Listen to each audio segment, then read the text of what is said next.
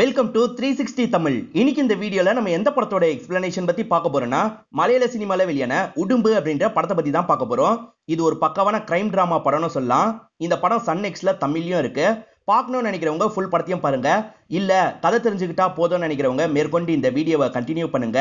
எக்ஸ்பிளனேஷனுக்குள்ள போறதுக்கு முன்னாடி இந்த வீடியோக்கு ஒரு லைக் போடுங்க. அது மூலியமா இந்த வீடியோ இன்னும் நிறைய பேர்கிட்ட கொண்டு போய் சேர்க்கப்படும். இப்ப டைம் வேஸ்ட் பண்ணாம நம்ம நேரடியா எக்ஸ்பிளனேஷனுக்குள்ள போயிடலாம். படத்தோட ஸ்டார்டிங் சீனே ஒரு போலீஸ் ஸ்டேஷனை நமக்கு காட்டுறாங்க. எல்லாருமே பரபரப்பா வேலை பார்த்துட்டு இருக்காங்க. அப்பதான் கையில கத்தியோட ஒரு லேடி வந்து நிக்கிறாங்க. இத பத்தி கான்ஸ்டபிள் இன்ஸ்பெக்டர் கிட்ட சொல்லிட்டு இதனால ஸ்டேஷன்ல இருக்க எல்லாருமே மொத்தமா வெளியே வந்துடுறாங்க. என்னாச்சு ஏதாச்சு அப்படின்ற மாதிரிலாம் அந்த லேடி கிட்ட கேக்குறாங்க. நான் ஒரு கொலை பண்ணிட்டேன் அப்படின்ற மாதிரி அந்த லேடி சொல்றாங்க. இங்கதான் அந்த லேடியோட பிளாஷ்பேக்கை நமக்கு காட்ட ஆரம்பிக்கிறாங்க. இந்த லேடியோட பேரு மாலதி அப்படின்றது. மாலதி இருக்காங்கல்ல, வீட்டெல்லாம் பெருக்கி இருக்காங்க. நிறைய குப்பை சேர்ந்திருக்கு. அதெல்லாம் கொளுத்துறதுக்காக வந்திருக்காங்க. அப்பதான் இவங்களுக்கு அந்த இடத்துல ஒரு கத்தி கிடைக்குது. என்ன இது கத்தி அப்படின்ற மாதிரிலாம் எடுத்து பார்த்துட்டு இருக்காங்க. மாலதியோட ஹஸ்பண்ட் பேரு சுமித் அப்படின்றது. சுமித் இருக்காரு பாத்தீங்களா, பைக் எடுத்துட்டு எங்கேயோ கிளம்பிட்டு இருக்காரு. இவங்களும் அவர் கிளம்பிட்டு இருக்கும் போது தடுக்கிற மாதிரி முன்னாடி வந்து நிக்கிறாங்க. எங்க போற, யாரையாவது கொலை பண்ண போறியா அப்படின்ற மாதிரிலாம் கேக்குறாங்க. இவர் எந்த பதிலுமே சொல்லாம இங்க இருந்து அமைதியா கிளம்பி போயிடுறாரு. ஆக்சுவலா இவர் ரவுடி, தெரியாதனமா இவங்க லவ் பண்ணிட்டாங்க. இதெல்லாம் நினைச்சு இந்த இடத்துல பயங்கரமா ஃபீல் பண்ணிட்டு இருக்காங்க. சுமித் இவரோட கூட்டாளியை கூட்டு போறதுக்காக தான் வந்திருக்காரு. இப்ப வெளியே பைக் காரனா அடிச்சுக்கிட்டே இருக்காரு. அந்த கூட்டாளியோட ஒய்ஃப் இருக்காங்கல்ல, இவன் வேற வந்துட்டான் அப்படின்ற மாதிரி சுமித்தை போட்டு பயங்கரமா திட்டிட்டு இருக்காங்க. இதனால கோவப்பட்ட ஹஸ்பண்ட் இருக்காருல, இவங்களை அடிக்கிற மாதிரி வருது. என் ஃப்ரெண்டை பத்தி பேசினா அவ்வளவுதான் அப்படின்ற மாதிரி சொல்லிட்டாரு. இப்ப சுமித்து கூட சேர்ந்து இங்க இருந்து கிளம்ப ஆரம்பிக்கிறாரு. இவங்க ரெண்டு பேர் மட்டும் இல்ல, இவங்களை தாண்டி இவங்க கேங்க சேர்ந்த நிறைய பேர் வராங்க. இந்த கேங்குக்கு சுமித் தான் எட்டு போல. இப்ப எல்லாருமே சேர்ந்த மாதிரி மேத்யூ அப்படின்ற ஒரு நபரோட வீட்டுக்குள்ள நுழையிறாங்க. இந்த மேத்யூ தேவன் ஒரு நபருக்கு நிறைய காசு தரணும், அதை தராம ஆட்டம் காமிச்சிட்டு இருக்காரு. இப்பயும் தரலாம் முடியாதுன்ற மாதிரி தெனாவட்டா பேசிட்டு இருக்காரு. உங்களை மாதிரி பல ரவுடிங்களை பார்த்திருக்கேன், யாருக்கும் நான் அசந்தது கிடையாது. எல்லாரும் என்ன பத்தி தெரிஞ்சோட இங்க இருந்து தெரிச்சு ஓடி இருக்காங்க. நீங்களும் கிளம்புங்க அப்படின்ற மாதிரிலாம் மிரட்டுற மாதிரி பேசிட்டு இருக்காரு. இருந்தாலுமே இந்த இடத்துல இருக்க சுமித் பயப்படவே மாட்டாரு. போய் கதவை சாத்துங்க அப்படின்ற மாதிரி ஆட்கள் கிட்ட சொல்லிட்டாரு. ஆட்கள் வேகமா வெளியே வந்து கதவெல்லாம் சாத்திடுறாங்க. சுமித் என்ன சொல்றாருன்னா, நீங்க பணத்தை தர வரைக்கும் இதே வீட்டுல தான் நான் ஸ்டே பண்ண போறேன் அப்படின்ற மாதிரி சொல்லிட்டாரு. இப்ப அந்த இடத்துல சாப்பாடு வச்சு சாப்பிட்டுட்டு இருக்காரு. இதெல்லாம் பார்த்துட்டு இருக்க மேத்யூக்கு பயங்கரமா கோவம் வருது. என்னோட ஆட்களுக்கு கால் பண்றேன் அப்படின்ற மாதிரி கால் பண்றதுக்கு ட்ரை பண்றாரு.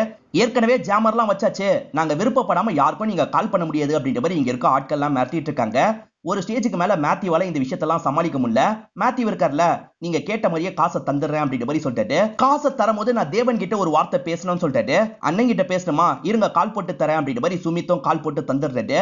இப்ப எதிர இருக்க தேவன் இருக்காருல, காசை வாங்க முடியாதுன்னு சொன்ன என்னோட ஆள் வாங்கிட்டான் பாத்தியா அப்படின்ற மாதிரிலாம் தெனாவட்டா பேசிட்டு இருக்காரு. இதெல்லாம் நினைச்சு மேத்யூ பயங்கரமா கோவப்படுறாரு. இப்ப வேணா நீங்க காசை வாங்கிருக்கலாம், ஆனா இந்த பகையை நான் என்னைக்குமே மனசுல வச்சிருப்பேன்னு சொல்லிட்டாரு. அதெல்லாம் நீ தாராளமா வச்சுக்கோ, உன்னால எங்களை எதுவுமே பண்ண முடியாது அப்படின்ற மாதிரி இவங்க ரெண்டு பேருமே கிண்டல் பண்ணிட்டு இந்த இடத்தை விட்டு கிளம்புறாங்க. தேவனுக்கு கீழே தான் சுமித் வேலை பார்த்துட்டு இருக்காரு. இப்ப வேலையை பக்கவா முடிச்சிட்டாருல, அதனால தேவன் பார்ட்டி மாதிரி வைக்கிறாரு. இவங்க ரெண்டு பேருமே சேர்ந்த மாதிரி ஜாலியா டான்ஸ் எல்லாம் பண்ணிட்டு இருக்காங்க. இப்ப தேவன் என்ன சொல்றாருன்னா, நாளைக்கு ஒரு பொலிட்டீஷியனை நீ பார்க்க போனோம், அவருக்கு ஒரு வேலை இருக்கான், பக்கவா முடிச்சு கொடுத்துரு அப்படின்ற மாதிரி சொல்லிட்டாரு. சரிண்ணே அப்படின்ற மாதிரி சுமித்தும் இந்த இடத்துல ஏத்துக்கிறாரு. அப்படியே கட் பண்ணி அந்த பொலிட்டீஷியனை நமக்கு காட்டுறாங்க. அவரு சீட்டு கேட்டிருப்பாரு, ஆனா கட்சியை சேர்ந்தவங்க வேற ஒரு நபருக்கு சீட்டு தரலான்னு முடிவு பண்ணிடுறாங்க. இதுல என்ன இருக்கு, போயிட்டு வாங்கன்ற மாதிரி அனுப்பி விட்டுறாரு. இருந்தாலும் அவனை காலி பண்ணும் அப்படின்ற மாதிரி இவருக்கு ஒரு எண்ணம் இருக்கு. அதுக்காக தான் சுமித்தை இந்த இடத்துக்கு வர வச்சிருக்காரு.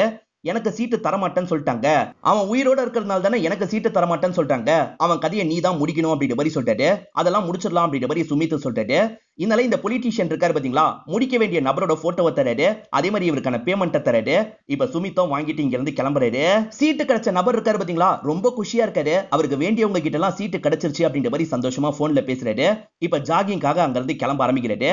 ஹீரோவும் அவரோட ஃப்ரெண்டும் சேர்ந்த மாதிரி இந்த நபரை குறி வச்சிட்டு இருக்காங்க. ஹீரோ பைக்ல எதிர வந்துட்டு இருக்காரு. இவர் ஜாகிங் ஓடிட்டு இருக்கும் போது சட்டனா ஒரு கத்தி எடுத்து அவரோட வயிற்றிலேயே குத்திடுறாரு. அந்த நபர் அதே இடத்துல இறந்து போயிடுறாரு. அதே சமயம் ஹீரோ இருக்காருல, பைக் எடுத்துட்டு வேகமா கிளம்பிட்டு இருக்காரு. அப்ப தெரியாதனமா ஒருத்தன் குறுக்க வந்துடுறான். ஸ்கிட் அடிச்ச மாதிரி காரை நிறுத்துறான். சாரி பிரதர் அப்படின்ற மாதிரிலாம் இவரை பார்த்து சொல்றான். ஆனா இவன் பண்ண விஷயத்தினால செம்மையா டென்ஷன் ஆயிடுறாரு. பைக்கை விட்டு வேகமா இறங்கி வந்துட்டு இருக்காரு. ஏன் இறங்கி வராரு அப்படின்ற மாதிரி அந்த பையன் பார்த்துட்டு இருக்கான். அவன் கையில இருக்க போனை இவரும் புடிங்கிடுறாரு. கோவமா அந்த இடத்துல போட்டு உடைச்சிடுறாரு. இதனால அந்த பையன் டென்ஷன் ஆயிடுறான். எதுக்கு என் போனை உடைச்சு அப்படின்ற மாதிரிலாம் பிடிக்க போறான். ஆனா ஹீரோ இருக்காருல, தள்ளி விட்டு கிளம்பிடுறாரு. அப்பதான் ஹீரோ கொலை பண்ணிட்டு வந்திருக்காருன்னு இவனுக்கு தெரிய வருது. இவன் கார் எடுத்துட்டு கிளம்பும் போது வழியில அந்த பொலிட்டீஷியன் இறந்து போயிருக்கிறதையும் பாக்குறான். இந்த பொலிட்டீஷியனை கொண்டுக்க தான் வாய்ப்பு இருக்குன்னு யோசிக்கிறான். இந்த பையன் பேரு ஜித்து அப்படின்றது. இவனோட மாமனாரை பொறுத்த வரைக்கும் லாயரா இருப்பாரு. இன்ஸ்பெக்டர் கிட்ட நடந்த விஷயத்தெல்லாம் ஜித்து சொல்லிட்டு இருக்காரு. ரெண்டு ரத்தமும் ஒரே ரத்தமான்றதை முதல்ல மேட்ச் பண்ணிடலாம் அப்படின்ற மாதிரி இன்ஸ்பெக்டர் சொல்லிட்டாரு. அதே சமயம் அந்த நபரை பாத்தீங்களா அப்படின்ற மாதிரி கேட்கிறாரு. அவன் ஹெல்மெட் போட்டுதான், சரியா ஃபேஸ் தெரியல, இருந்தாலும் அவன் உடம்பு ஷேப்பை வச்சு அவனை எனக்கு அடையாளம் காட்ட தெரியும்னு சொல்லிட்டாரு. அது போதுன்ற மாதிரி இன்ஸ்பெக்டர் சொல்லிட்டாரு. இப்ப ஆட்கள் வராங்க, 2 ரத்தத்தையும் கம்பேர் பண்ணி பாக்குறாங்க. ரெண்டும் ஒரே ரத்தம் தான் அப்படின்றத கன்ஃபார்ம் பண்ணிடுறாங்க. இப்ப ஹீரோவும் வீட்டுக்கு வந்துடுறாரு. இப்ப ஒரு குளியல போட்டுறாரு. ஒய்ஃப் சமையல் வேலையெல்லாம் பார்த்துட்டு இருக்காங்க. இவர் இருக்காரு பாத்தீங்களா, சைலண்டா பின்னாடி போய் அவங்கள கட்டி பிடிக்கிறாரு. அவங்க அன்ஈசியா ஃபீல் பண்றாங்க. விடுங்க விடுங்கன்னு சொல்றாங்க. ஆனா இவர் கேட்காம ரொமான்ஸ் பண்ணிக்கிட்டே இருக்காரு. உங்க மேல ரத்தம் நாத்து அடிக்குது, என்ன விடுங்க அப்படின்ற மாதிரி அவங்க போக பாக்குறாங்க. விடலாம் முடியாது அப்படின்ற மாதிரி இவர் இருக்காரு பாத்தீங்களா, இவங்களை தூக்கிட்டு பெட்ரூம் வந்துடுறாரு. அவங்க கிட்ட ஒன்னா இருக்காரு. அவங்க விருப்பமே படல, இருந்தாலும் ஃபோர்ஸா அவங்க கூட ஒன்னா இருக்காரு. இதை நினைச்சு அவங்களும் பயங்கரமா ஃபீல் பண்றாங்க. இவர் ரவுடின்லாம் தெரியாம லவ் பண்ணி கல்யாணம் பண்ணிருப்பாங்க. அதுக்கப்புறம் தான் இவர் ரவுடின்லாம் தெரிய வந்திருக்கும். இதை நினைச்சு இவங்க ஒவ்வொரு நாளும் ஃபீல் பண்ணிட்டு இருக்க மாதிரி நமக்கு காட்டுறாங்க. ஜித்துன்னு ஒரு நபரை காமிச்சாங்கல்ல, அவரை பொறுத்த வரைக்கும் பிரெக்னன்ட் கண்டிஷன்ல இருக்க ஒரு ஒய்ஃப் இருக்காங்க. இப்ப அவங்களுக்கு பர்த்டேவா இருக்கும். அந்த செலிப்ரேஷனுக்காக சொந்தக்காரங்க எல்லாருமே இந்த இடத்துக்கு வந்திருக்காங்க. இந்த இடத்துக்கு போலீஸும் பேசுறதுக்காக வந்துடுறாங்க. நீங்க அடையாளம் காட்டினா நல்லா இருக்கும் அப்படின்ற மாதிரி சொல்றாங்க. ஃபங்க்ஷன் மட்டும் முடிச்சுட்டு வந்துடுறேன்னு சொல்லிட்டாரு. இப்ப ஃபங்க்ஷனை முடிச்சுட்டு இவங்க கிட்ட வந்துடுறாரு. இவங்களும் நிறைய ரவுடிங்களோட போட்டோ எல்லாம் காமிச்சிட்டு இருக்காங்க. அதுல ஹீரோவோட போட்டோவும் இருக்கு. கண்டிப்பா இவன் தான் அப்படின்ற மாதிரி இவரும் சொல்றாரு. ஹீரோவை வீட்டுல வச்சு லாக் பண்ணுன்ற மாதிரி போலீஸுங்க முடிவு பண்ணிடுறாங்க. இப்ப மொத்தமா ஹீரோவோட வீட்டுக்கு வந்துடுறாங்க. ஹீரோவும் சவுண்ட் கேட்டு ஜன்னல் வழியா எட்டி பாக்குறாரு. போலீஸுங்கெல்லாம் சுத்து போட்டுருக்கிறது இவருக்கு தெரிய வருது. போலீஸ் சுத்து போட்டுட்டாங்க, நான் கிளம்பணும் அப்படின்ற மாதிரி ஒய்ஃப் கிட்ட சொல்லிட்டாரு. இப்ப பின்னாடி சின்னதா ஒரு வழி இருக்கும். அந்த வழியா தப்பிச்சு ஓட ஆரம்பிக்கிறாரு. ஆனா போலீஸ் இவர் ஓடுறத பாத்துறாங்க. பிடிக்கணும் அப்படின்ற மாதிரி வெறித்தனமா துரத்துறாங்க. ஒரு ஸ்டேஜ்ல அவரை லாக் பண்ணி பிடிச்சிடுறாங்க. ஃப்ரெண்ட் இருக்காரு பாத்தீங்களா, ஃப்ரெண்டோட ஒய்ஃபை இந்த வீட்டுக்கு கூட்டு வந்துடுறாரு. மாதவிக்கு சப்போர்ட்டிவா இருக்கிறதுக்காக தான் கூட்டு வந்திருக்காரு. அண்ணி கவலைப்படாதீங்க, அண்ணன் சீக்கிரமா ஜெயில இருந்து வந்துருவாரு, அதுக்கான வேலையை நாங்க பாத்துட்டு இருக்கோம் அப்படின்ற மாதிரி சொல்றாரு. அடிக்கடி இந்த மாதிரி ஜெயிலுக்கு போயிட்டு இருப்பாரு. இதை நினைச்சு இவங்களும் பயங்கரமா ஃபீல் பண்ணிட்டு இருக்காங்க. இப்ப ஜெயில இருக்க ஹஸ்பண்ட பாக்குறதுக்காக இவங்களும் வந்திருக்காங்க. காசு எல்லாமே காலியா இருக்கும். இப்ப செலவுக்கு என்ன பண்றதுனே தெரியல அப்படின்ற மாதிரிலாம் ஹஸ்பண்ட் கிட்ட சொல்லிட்டு இருக்காங்க. நாளைக்கு இந்த நேரம் போன் எடுத்துட்டு குளத்துக்கிட்ட போ, நான் என்ன பண்ணுன்றத சொல்றேன் அப்படின்ற மாதிரி ஹஸ்பண்ட் சொல்றாரு. இவங்களும் சரின்னு ஏத்துக்கிறாங்க. அவர் சொன்ன மாதிரியே அந்த குளத்துக்கிட்ட வந்துடுறாங்க. இவர் இருக்காரு பாத்தீங்களா, இவரோட ஆட்கள் மூலியமா போன் எல்லாம் இந்த இடத்துல ரெடி பண்றாரு. போலீஸுமே கொஞ்சம் சப்போர்ட் பண்றாங்க. அதனால இவரும் ஒய்ஃபுக்கு கால் பண்ணி பேச ஆரம்பிக்கிறாரு. குளத்துக்கிட்ட வந்துட்டியா, அந்த குளத்துக்கு அடியில நான் ஒரு இடத்துல பேக் வச்சிருக்கேன், அந்த பேக்ல தேவையான காசு இருக்கும், அதை எடுத்துக்கோன்னு சொல்லிட்டாரு. குளத்துக்குள்ள போக பயமா இருக்கான்னு கேக்குறாரு. உன் கூடயே குடும்பம் நடத்திட்டேன், எனக்கு எப்படி பயம் இருக்கும், நான் பாத்துக்கிறேன் அப்படின்ற மாதிரி இவங்களும் சொல்றாங்க. இப்ப குளத்துக்குள்ள போய் அவர் வச்சிருந்த பேகை எடுக்கிறதுக்காக போயிட்டு இருக்காங்க. அந்த வழியா தான் ஜித்துவோட கார் வருது. ஒரு இடத்துல கார் பிரேக் டவுன் ஆயிருது. அதை சரி பண்ற வேலையை பார்க்கணுன்ற மாதிரி வேலையை பார்த்துட்டு இருக்காரு. இப்ப மாதவியும் பேகை கண்டுபிடிச்சிடுறாங்க. இப்ப அந்த பேக் எடுத்துட்டு கரைக்கு நடந்து வந்துட்டு இருக்காங்க. காரை சரி பண்ணிட்டு இருக்க ஜித்துவா இந்த விஷயத்தை கவனிக்கிறாரு. மெய் மறந்து இவங்களையே பார்த்துட்டு இருக்காரு. ஏற்கனவே இவங்களை தெரியும் போல, இது மாதவி தானே அப்படின்ற மாதிரிலாம் யோசிச்சுட்டு இருக்காரு.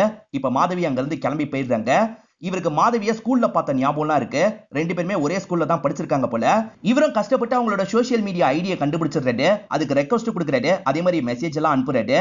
அப்படியே கட் பண்ணி அந்த சைட்ல மாதவியை நமக்கு காட்டுறாங்க. ஃப்ரெண்டோட ஒய்ஃப் கிட்ட தான் பேசிட்டு இருக்காங்க.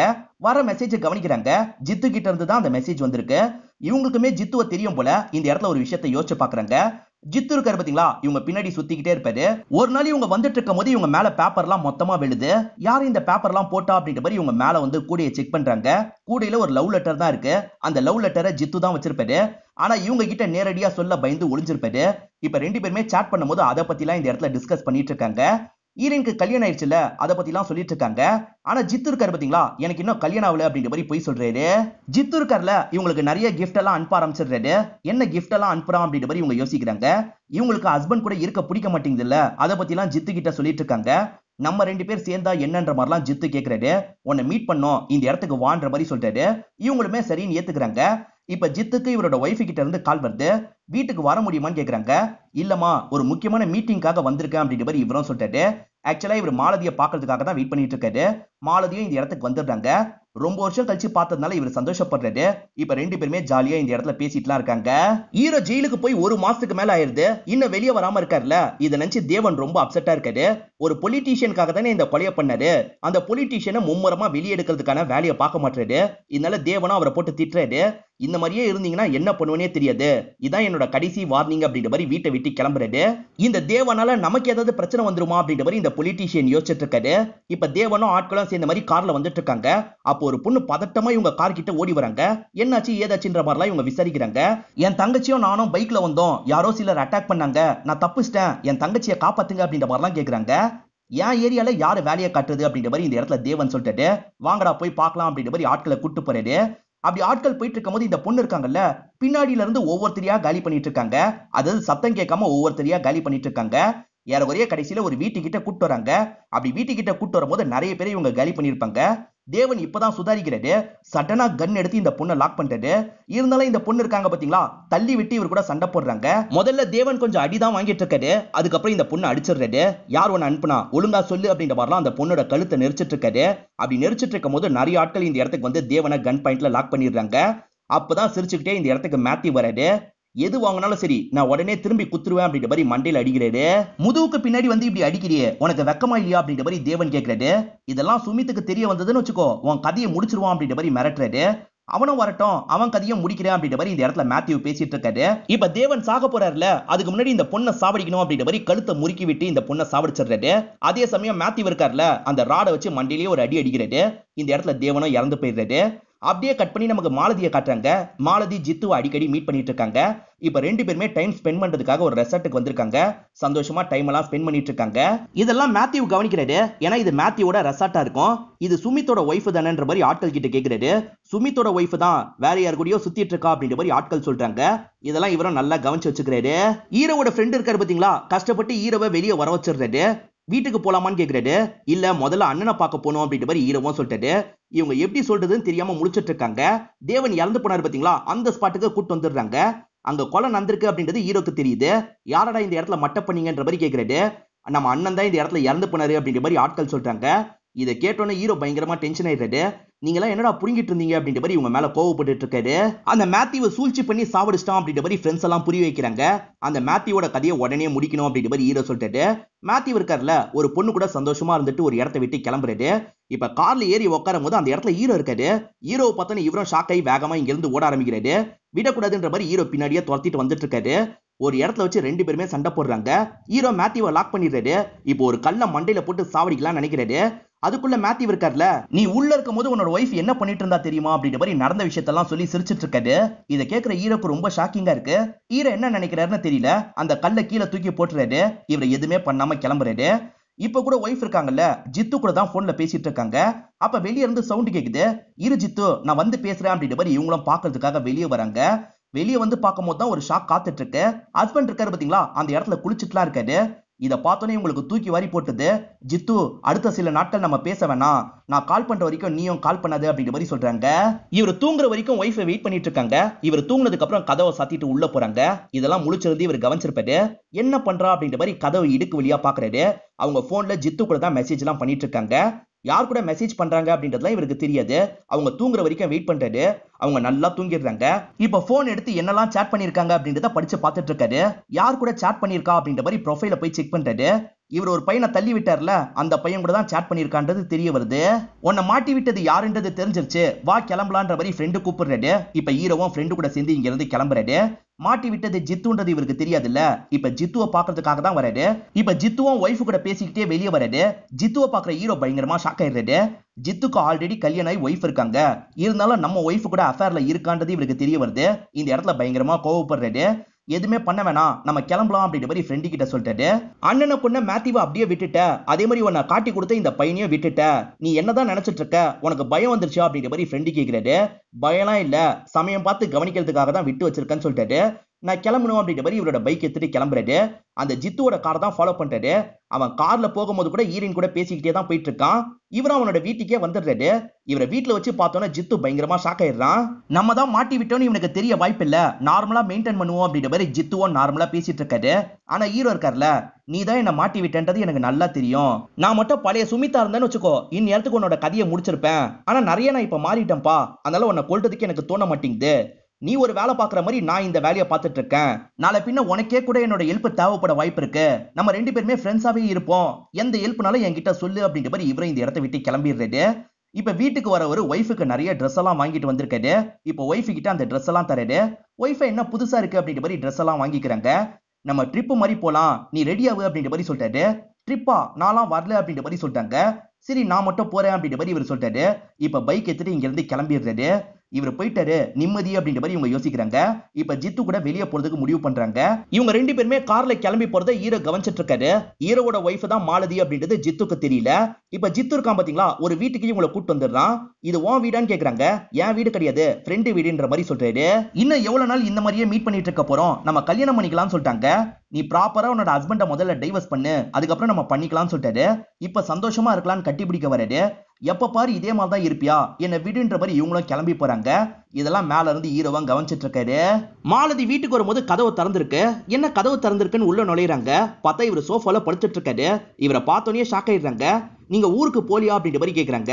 நீ இல்லாம போறதுக்கு ஒரு மாதிரி இருந்தது, அதனால தான் திரும்பி வந்துட்டேன் அப்படின்ற மாதிரி சொல்லிட்டாரு.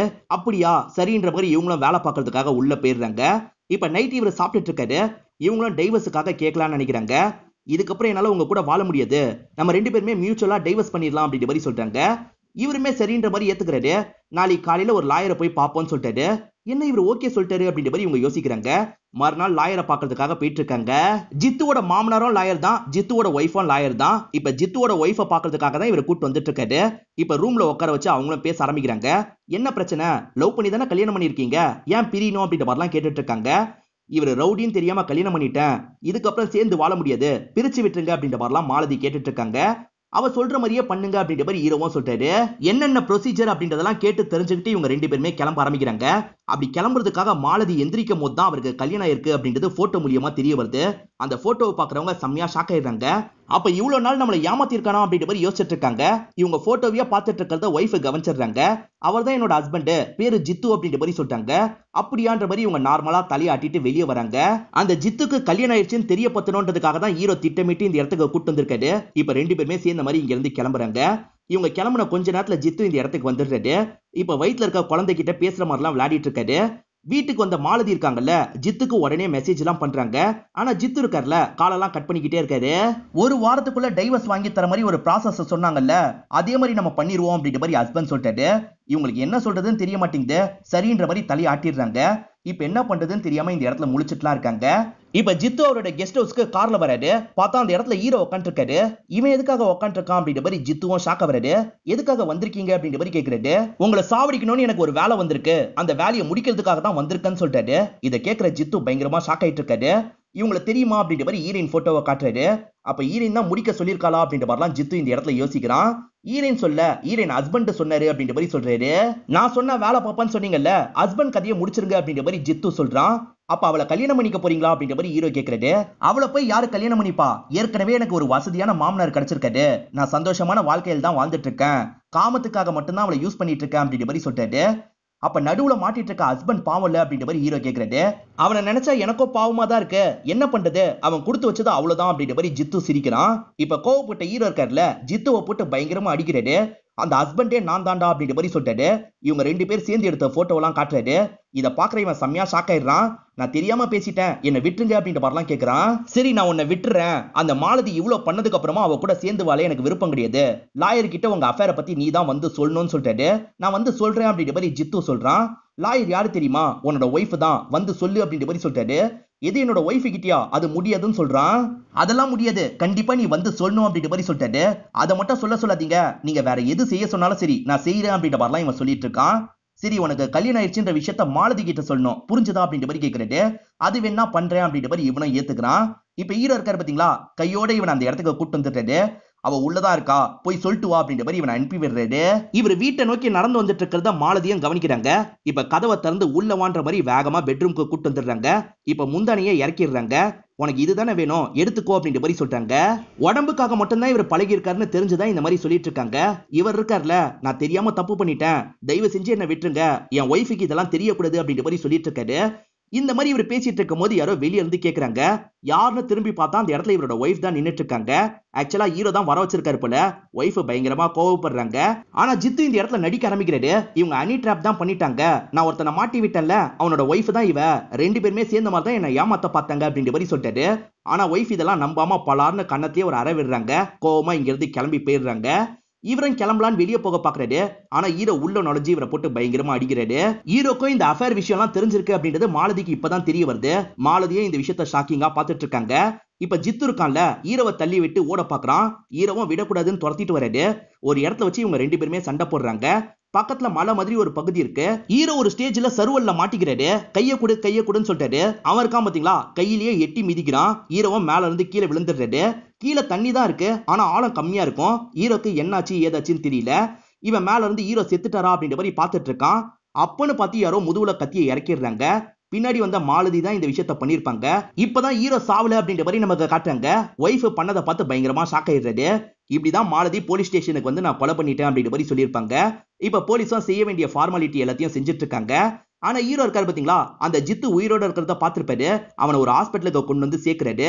ஐசியூல வச்சு அவனுக்கு ட்ரீட்மெண்ட் எல்லாம் கொடுத்துட்டு இருக்காங்க. சரியான நேரத்துல தூக்கிட்டு வந்ததுனால காப்பாத்தியாச்சு அப்படின்ற மாதிரி டாக்டர் சொல்லிட்டாரு. இப்ப ஜித்துவோட ஒய்ஃபும் பார்வையாலியா நன்றியை சொல்றாங்க. இவர் இருக்கார்ல, மாலதியை பாக்குறதுக்காக ஸ்டேஷனுக்கு வந்துடுறாரு. அவன் தப்புஸ்டான் அப்படின்ற மாதிரி மாலதி கிட்ட சொல்றாரு. அதுக்கு மாலதி எதுவுமே சொல்லாம அமைதியா உட்காந்து இருக்காங்க. இவங்க 4 பேருக்குள்ள இவ்வளவு விஷயங்கள் நடந்துருச்சுல, திரும்பி இந்த 2 ஜோடியும் சேருமா சேராதா அப்படின்ற ஒரு கேள்வியோடய இந்த படத்தை நமக்கு முடிச்சிருப்பாங்க. இந்த படம் உங்க எல்லாருக்குமே பிடிச்சிருக்கோம் நம்புறேன். இந்த வீடியோ உங்களுக்கு பிடிச்சிருந்ததுன்னா லைக் பண்ணுங்க, கமெண்ட் பண்ணுங்க, மறக்காம 360 தமிழ் சேனலை சப்ஸ்கிரைப் பண்ணுங்க. தொடர்ச்சியா இந்த மாதிரி வீடியோக்கள் வந்துகிட்டே தான் இருக்கும்.